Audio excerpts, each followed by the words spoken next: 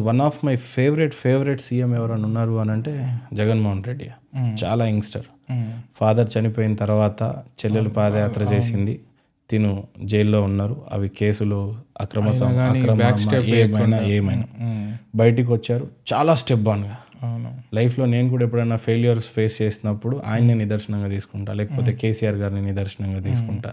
కేసీఆర్ గారు అయితే రాష్ట్రానికి సీఎం అవటం వేరు, రాష్ట్రాన్ని తీసుకొచ్చి సీఎం అవటం వేరు. జగన్మోహన్ రెడ్డి గారు తల్లిదండ్రులు, అసలు దేశ ప్రధాని ఆ రోజులలో ఎవరు నన్ను ఎదిరించాలి అని అంటే ఉచ్చ పోసుకుంటున్నారు అప్పుడు సోనియా గాంధీ విషయం. అలాంటిది డైరెక్టే ఎదిరించాడు, చాలా ఫేస్ చేశాడు. చాలా మంది పెద్ద పెద్ద రాజకీయ నాయకులు జగన్మోహన్ రెడ్డిని నమ్మలే. ఆయన స్పీడ్కి కానీ, ఆయన వార్నింగ్ సిస్టమ్ కానీ, పనితీరుకి కానీ చాలా మంది భయపడ్డారు ఆయనకి. అయినా కూడా నమ్మి కొందరు ఆయన వెనకాల నించున్నారు, కొందరు వేరే పార్టీలకి జంప్ అయిపోయినారు.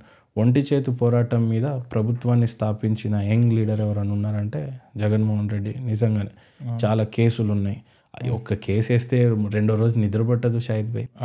మీరు అసలు రేప్ చేయరు, కానీ రేప్ కేసు వేస్తా మీ మీద. మీరు దొంగతనం చేయరు, మీ మీద దొంగతనం కేసు వేస్తా. పక్కన భూ పంచాయతీ ఉంటుంది, అయినా సరే మీ మీద భూ పంచాయతీ వేస్తా. రాత్రి ఉచ్చబోసుకుంటారు, నిద్ర పట్టదు మీకు. ఏ క్షణం మిమ్మల్ని తీసుకెళ్లి సిబిఐ కేసు కస్టడీలలో మిమ్మల్ని అన్ని రోజులు వేసిన తర్వాత మళ్ళీ ఏ నిమిషమైనా మిమ్మల్ని ఎత్తుకోపోతా సెంట్రల్లో ఉన్నది నా గవర్నమెంట్ అని తెలిసినా కూడా ఒంటి చేయితో బయటికి వచ్చాడు. అంత పోరాటం చేసిన తర్వాత ప్రభుత్వం విషయానికి వస్తే ఆయన తప్పేం లేదని అనిపిస్తుంది. ఇక్కడ మనం మాట్లాడుతుంది ఏంటి, ఏ పార్టీ ఏం చేయాలనేది కాదు. సోకాళ్ళు ఒక చిన్న మహేందర్ అంత పెద్దగా ఏం చెప్పలేము, కానీ అంటే ఈ సమీకరణాలు మార్చేయండి అంటే ఇంతమంది bureaucrats, just it's my opinion that అంత కష్టపడి చేసావు కదా. అందరు సీఎంలతో కాపీ చేయటం ఏంటి? గతంలో ఉన్న సీఎంస్ కానీ ప్రభుత్వాలు కానీ ఉచితాలు ఇచ్చినాయి, మీరు ఇస్తున్నారు, నేను కాదన్నాను. ఇవ్వకపోతే ప్రభుత్వాలు నిలబడవు. బికాస్ ఈరోజు ప్రభుత్వాలు చాలా ఛాలెంజింగ్ అయిపోయినాయి. ఉచితాలు ఇవ్వకూడదు అంటున్నారు, జస్ట్ జోక్ చేయమంటున్నాను. మన స్టేట్ లో కంప్లీట్ పాలిటిక్స్ దాని మీదనే నడుస్తుంది. ఉచితాలు లేకపోతే ప్రభుత్వాలు రావు, సరే డెవలప్మెంట్ చేయకపోతే ప్రభుత్వాలు రావు. మన ఉచితాలు ఇస్తే డెవలప్మెంట్ అయితే చూపించలేవు కదా. కదా, ఒక 5 సంవత్సరాలు నువ్వు పెన్షన్ ఆపేస్తే, ఒక 5 సంవత్సరాలు నువ్వు ఆర్టీసీ ఫ్రీ అని తీసేస్తే, ఒక 5 సంవత్సరాలు పలానా పథకాల నుంచి అన్ని డబ్బులు నువ్వు తీసేస్తే, ఇరిగేషన్ ప్రాజెక్టుల మీద ఫోకస్ చేయి, రైతన్నలు అందరూ సుఖంగా ఉంటారు. ఇప్పటి కూడా వాటర్ రాని ప్రాంతాలు ఏపీలో ఎక్కువగా ఉన్నాయి, తెలంగాణలో కూడా ఎక్కువ ఉన్నాయి. చాలా మందికి బోర్లు లేక భూమి ఉండి కూడా బీడు భూములుగా ఉన్నాయి. దానికి వాటర్ తీసుకెళ్ళు చాలు. చాలా మంది యంగ్స్టర్స్ హై ఎండ్లో ఐఐటి టాపర్స్ ఉన్న స్టూడెంట్స్ కూడా, ట్రిపుల్ ఐటీ టాపర్స్ కూడా ఈరోజు ఉద్యోగ కల్పనలు లేవు. వాళ్ళని ఒక్కసారి టార్గెట్ చేయండి. చాలా మంచి ప్రాంతాలకి రోడ్లు వేయడానికి మీకు సౌలభ్యం ఉన్నా మీ దగ్గర బడ్జెట్ లేక రోడ్లు వేయలేకపోతున్నారు, రోడ్స్ వేయండి. నాకు ఇంకొక థాట్ అప్పుడప్పుడు ఏమొస్తుందంటే ఫార్మింగ్ గురించి, అగ్రికల్చర్. ఎందుకంటే ప్రతి దేశంలోనండి, ఈవెన్ ఇండియన్ జీడిపిలో 17 to 20% ఇన్కమ్ రిసోర్సెస్ అన్నీ కూడా అగ్రికల్చర్ బేస్ నుంచే.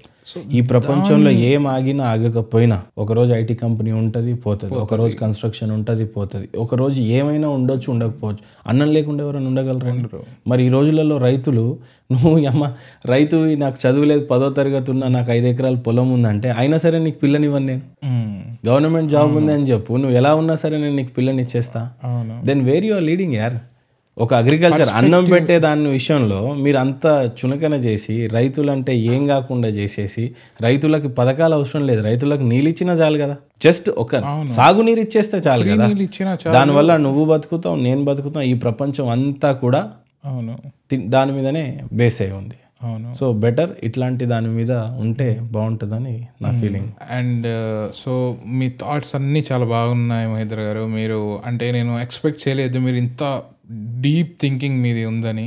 సో మీరు జనరల్గా అడుగుతుంటారు, క్వశ్చన్స్ అడుగుతుంటారు, అండ్ తెలుసు అందరికీ మీరు మీ బిజినెసెస్ ఉన్నాయి అన్నీ, మీరు ఆల్మోస్ట్ ఇప్పుడు బాగా ఫేమస్ అయిపోయారు, సో అందరికి తెలుసు. కానీ మీ థాట్ చాలా బాగుంది. ఈ పాడ్కాస్ట్ ద్వారా అందరు చూసి, ఎవరైనా పొలిటికల్ లీడర్స్ అయినా ఎవరైనా చూసి దీన్ని నోటీస్ చేసి ఇలా చేంజెస్ చేస్తే చాలా బాగుంటుంది. అండ్ మీరు మీ స్టోరీ ఏదైతే మీరు దుబాయ్ గురించి చెప్పారో అది చాలా ఇన్స్పైరింగ్గా ఉంది. అంటే నాకు ఒక సినిమా స్టోరీ లాగా అనిపించింది. సో అంటే ఇది రియల్గా జరిగింది. సో చాలా బాగుంది. చాలాసార్లు అదృష్టంగా ఏమనిపిస్తుంది అని అంటే షాహిద్ భాయ్, చదివిన చదువులు చాలా గొప్పగా చదవకపోయినా కొందరికి ఛాన్స్ వస్తుంది, అంటే లైఫ్లో ఎదిగే ఛాన్స్ వస్తుంది. అవును, ఆ ఛాన్స్ వచ్చినప్పుడు మనతో పాటు ఒక నలుగురిని మనలాగా తయారు చేసుకుంటూ పోయినా అవును, చాలా హ్యాపీగానే ఉంటుంది. అంటే మన చుట్టుపక్కల ఉన్న అట్మాస్ఫియర్ అయినా అట్లీస్ట్ చాలా బాగుంటుంది. చిన్న చిన్న కష్టాలు వచ్చే, జాబ్ రాకపోతే యంగ్స్టర్ డిమోరలైజ్ అయిపోతాడు, చదువులో కరైన మార్కులు రాకపోతే డిమోరలైజ్ అయిపోతాడు, అమ్మ నాన్నల పరిస్థితులు బాగాలేదు, ఆరోగ్యం అనారోగ్యం అయిపోయారంటే డిప్రెషన్ అయిపోతారు. జీవితంలో అందరికి కష్టాలు ఉంటాయి, కానీ ఆ కష్టం తాత్కాలికంగా తీసుకొని నీ జీవితంలో నీ గమ్యం, అంటే నీ జీవితయానం ఎందుకు ఏర్పడింది, నువ్వు ఎందుకు పుట్టావు, ఎందుకు పెరిగావు, ఈ 50 సంవత్సరాల తర్వాత మనకు కాలు చేతులు పని చేయవేమో, లేదా 50 సంవత్సరాల తర్వాత మహేంద్ర మళ్ళీ పుట్టాడు, షాహిద్ మళ్ళీ పుట్టాడు, నరేంద్ర మోడీ మళ్ళీ పుట్టాడు, మహాత్మా గాంధీ మళ్ళీ పుట్టాడు. ఈ చరిత్రను ఏమన్నా నువ్వు రాయాలి అని అనుకుంటే కేవలం ఈ 50 సంవత్సరాలు. సో నువ్వు 25 సంవత్సరాలు అయితే ఇంకో 25 సంవత్సరాలు కష్టపడు, 10 సంవత్సరాలు అయితే ఇంకో 40 సంవత్సరాలు కష్టపడు. ఏదైనా చేసే మంచి ఖచ్చితంగా చేసి ఆ తర్వాత చచ్చిపోండి. చాలా బాగా చెప్పారు మహేందర్ గారు, చాలా బాగా చెప్పారు. సో నాకు మెయిన్ ఇదే ఉన్నది, అంటే వ్యూవర్స్ ఎవరైనా చూస్తారు కదా నా పాడ్కాస్ట్ ద్వారా అయినా సిగ్నేచర్ స్టూడియోస్ ద్వారా అయినా, మీ గురించి తెలియాలి అందరికీ. ఎందుకంటే అలాంటి చాలా మీకు బ్యాక్ లాషెస్ వచ్చాయి, అయినా కానీ మీరు స్ట్రాంగ్గా నిల్చున్నారు. సో ప్రతి ఒక్క యంగ్స్టర్స్ దీని ఒక ఇన్స్పిరేషన్గా తీసుకొని వాళ్ళు కూడా వాళ్ళ లైఫ్లో ఏదైనా మంచి చేస్తారు, ఒక మంచి సక్సెస్ఫుల్ పొజిషన్లో పోతారని నేను కోరుకుంటున్నాను. అండ్ యంగ్స్టర్స్ అందరికి కూడా లాస్ట్లో ఈ స్టోరీ నా జీవితంలో మార్చింది. ఇదే స్టోరీ చాలా మంది యంగ్స్టర్స్కి మారుతుందని మనస్ఫూర్తిగా కోరుకుంటే ఈ చివరి స్టోరీ చెప్తాను. చాలాసార్లు మనం మన గురించి ఎక్కువ ఆలోచించమంట, పక్కోడి గురించి ఎక్కువ ఆలోచిస్తాం. మంచి బట్టలు వేస్తే ఇది పలానా వాడికి నచ్చదేమో, ఈ షర్ట్ బాగాలేదేమో అని తీసేస్తాం. ఈ బైక్ స్పెండర్ అయితే మనం పలానా బుల్లెట్ బండి కొంటేనే నా గురించి బాగా అనుకుంటారని ఈ స్పెండర్ని పక్కకు పెట్టేస్తాం. దానివల్ల ఉన్నదాన్ని పోగొట్టుకొని లేని దాని గురించి ఎక్కువ ఆలోచిస్తాం. చాలా ఓవర్ థింకింగ్ ఉంటుంది. అంటే మనకున్నది కూడా నువ్వు అనుభవించలేవు. నాకు బుల్లెట్ లేదనే బాధలో ఉన్నదాన్ని కూడా అనుభవించలేవు. ఒకటి పాతకాలం స్టోరీ, చాలా చిన్నగా చెప్పేస్తా. వీర శివాజీ అనే యోధుడు గురించి చెప్పాలి అని అంటే అందరికీ తెలుసు.